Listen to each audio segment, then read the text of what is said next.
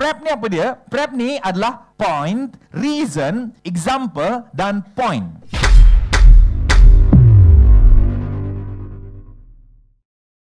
Okay, now, so boleh tak kita minta Puan Shalisa menggunakan teknik prep untuk kongsikan berkenaan dengan kemahiran? Silakan. Bismillahirrahmanirrahim. Assalamualaikum warahmatullahi wabarakatuh. Assalamualaikum semua.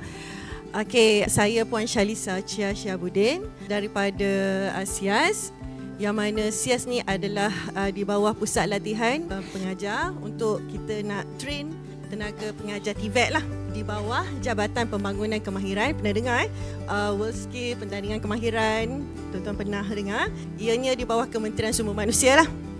Alright, apa pandangan Puan Shalisa tentang kemahiran sekarang ni? Silakan Puan.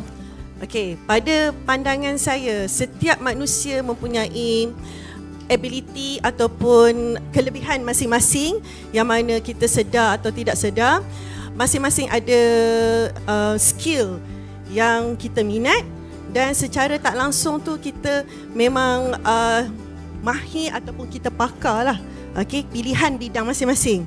Jadi dengan kita memilih mungkin aliran akademik lebih kepada theoretical, dan bila kita memilih skill, kita more to technical lah. Technical can be soft skill dan juga hard skill lah. Okay, so rata-rata dekat negara mana-manalah negara, pendapatan tinggi sebenarnya kita boleh lihat adalah mereka yang terlibat dengan tenaga kerja mahir sebenarnya.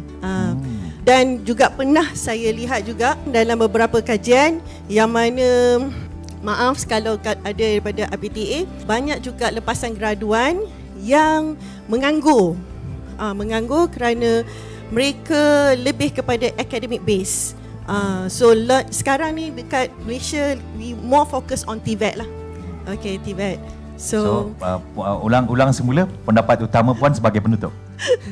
So pada pandangan saya, tuan-tuan dan puan-puan, jangan jadikan aliran skill tu sebagai you punya second pilihan, jadikan dia pilihan yang pertama untuk kita punya peningkatan negara kita lah.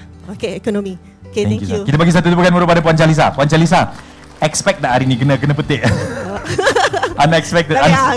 Tapi you did it very well. Good job. Kita bagi satu tepukan murah pada Puan Shalisa. Masya Allah, amazing.